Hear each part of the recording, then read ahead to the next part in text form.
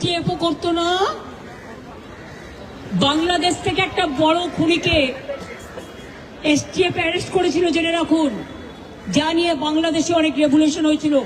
অন্য দেশের কথা আমি বলছি না, আমার বলার অধিকার নেই, কিন্তু আমি যেটা বলছি পয়েন্টটা, তারপরে তারা মেঘালয় দিয়ে বাংলায় চলে আসে। বাংলায় যখন চলে আসে তখন আমাদের এসটিএফ তাকে ধরে, এটা তাদের ক্রেডিট। তারপরে হোম মিনিস্টার নিজে আমাকে ফোন করে বলছেন, এতদিন তো কই আমি বলিনি, মুখ করিনি, আজকে অত্যাচারের শেষ সীমায় গেছেন বলে। কারণ এটা জানে, আমি এখনো নামটা বলছি না ভদ্রতা করে, বাংলাদেশের লোক উত্তাল হয়ে যাবে, আমি সেটা চাই না, আমি দেশকে ভালোবাসি না, বলবো না দেশের স্বার্থে। কি বললেন, आप थोड़ा आपको बंगाल पुलिस को बोल दो ये बात बाहर में नहीं कहने के लिए, ये देश के लिए है।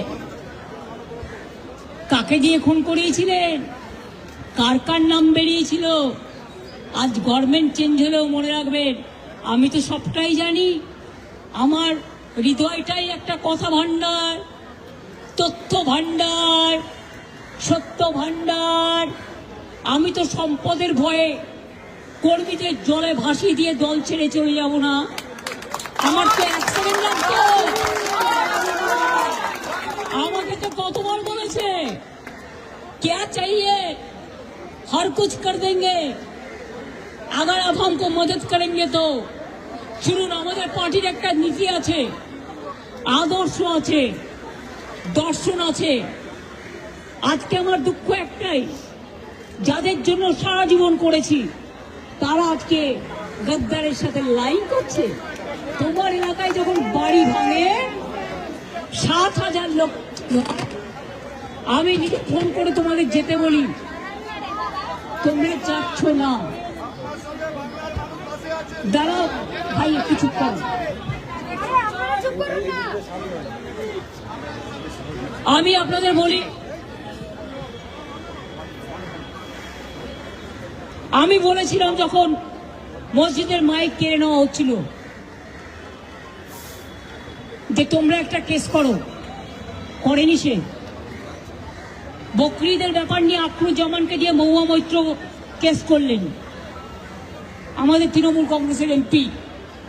আর যারা আজকে গদ্দারি করছে তৃণমূলটাকে ভাঙবার জন্য, আমি বলি ঈশ্বর আল্লাহ তেরে নাম সবকো সুমতি দে ভগবান। যদি কোনোদিন কোনো ভালো কর্ম করে থাকি,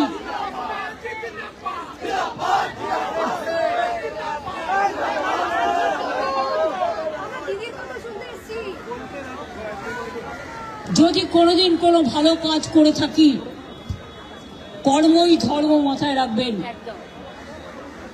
সেটা মেনে চলবো।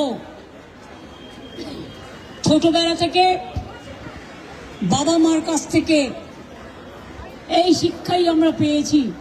আরে ভাই, কোথায় ঢোকাচ্ছ, জায়গা নেই ঢোকাবার, ওখানে বসুন। হ্যাঁ, পারবে কিনা বসতে সেটাও তো দেখো। অনেকের কোমরে চোট থাকে।